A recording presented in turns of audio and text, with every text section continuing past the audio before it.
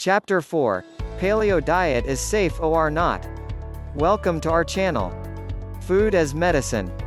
You are what you eat. Is it safe and beneficial for everyone? Individuals appear to have different optimum meat to carbohydrate ratios.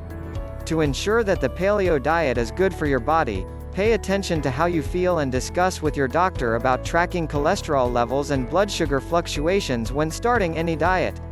Paleolithic meals would have differed widely based on region.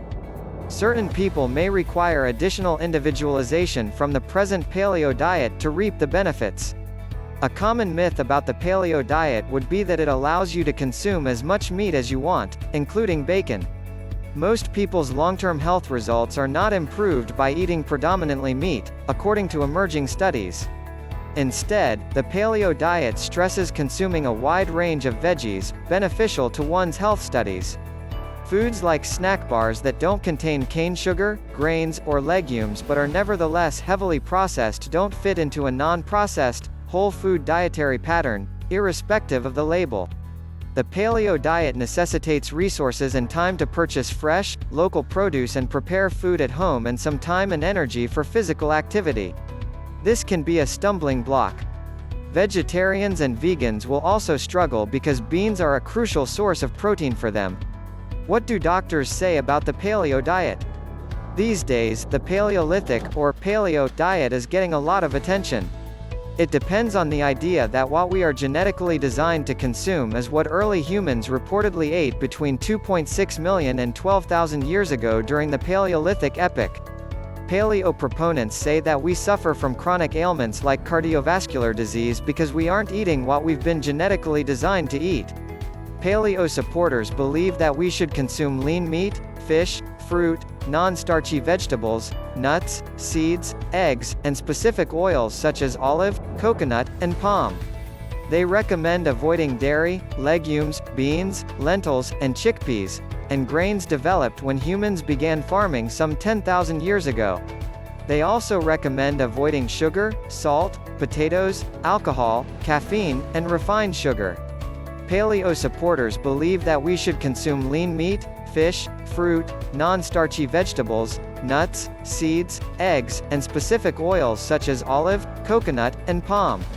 They recommend avoiding dairy, legumes, beans, lentils, and chickpeas, and grains developed when humans began farming some 10,000 years ago. They also recommend avoiding sugar, salt, potatoes, alcohol, caffeine, and refined sugar. According to all nutrition experts, paleo proponents got it right to eliminate refined foods, salt, and sugar.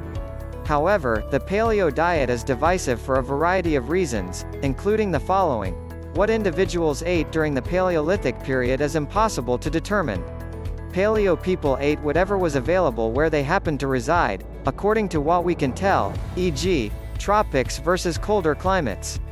Because the average lifespan during the Paleo period was significantly lower than today, Paleo people did not live long enough to develop the chronic ailments plaguing many older adults. Humans evolved from tree-dwelling plant eaters over 20 million to 25 million years, with almost all of the human DNA created 2.6 million years ago, when the Paleo epoch began. On the other hand, as people began farming at the beginning of the Paleolithic period, specific development continued, including genes that allowed humans to decompose starches. Evidence suggests that some humans ate wheat as early as 30,000 years ago, much before the Paleolithic epoch ended. So, why are whole grains prohibited? Obesity, artery hardening, cardiovascular disease, diabetes, inflammatory and autoimmune illnesses, dementia, and osteoporosis are only a few ailments that meat, especially fish, is connected to in industrialized Western countries. Environmental poisons did not exist during the Paleolithic era. They now do, and eating fish and meat only at the top of the food chain exposes you to 14 times the pesticides and other poisons as eating plants only at the bottom of the chain. Environmental poisons did not exist during the Paleolithic era.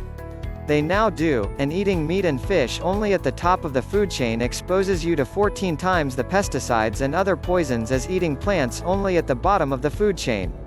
Crude palm oil and palm oil are among the most atherogenic, atherosclerosis, artery hardening, chemicals. Joel Fuhrman, MD is well known in the realm of nutrition and has written several publications, including Eat to Live. He includes a section headed The Paleo Diet, Dead Like a Caveman, in his book, The End of Dieting. He refers to the paleo diet as a fad. The high-protein diet continues to take on new names and forms with each generation, acquiring fresh armies of meat-loving devotees, he adds. It was first called the Atkins diet, then the Sugar Busters diet. The South Beach diet resurfaced later, followed by the Dukan diet. Now it's all about the paleo diet. Regardless of its name or iteration, the diet is always the same, a high-protein, low-carbohydrate diet. Whole food items such as seeds, nuts, fruits, vegetables, wild game, and eggs are encouraged. But goods introduced via farming and industry include dairy products, beans, grains, cereals, salt, alcohol, coffee, and processed foods are avoided. Any foodstuffs that were not accessible during the Paleolithic period are considered harmful to one's health and are prohibited. Paleo dieters believe that the human body was not designed to handle food generated by agricultural and industrial methods. Food originating from these sources is the source of diseases like diabetes, cancer, and obesity. Advocates of the paleo diet believe that by eating only the essential foods that our ancestors consumed, we would eradicate many of the problems that had arisen since new foods were introduced after the Neolithic Revolution, when the hunter-gatherer lifestyle was replaced by agriculture. The paleo diet is both a popular and divisive eating plan. The following are some of the benefits and drawbacks of adopting this diet plan. Advantages: potassium-rich diet. Eating many fruits and vegetables raises potassium levels, necessary for lowering blood pressure and kidney and muscle function.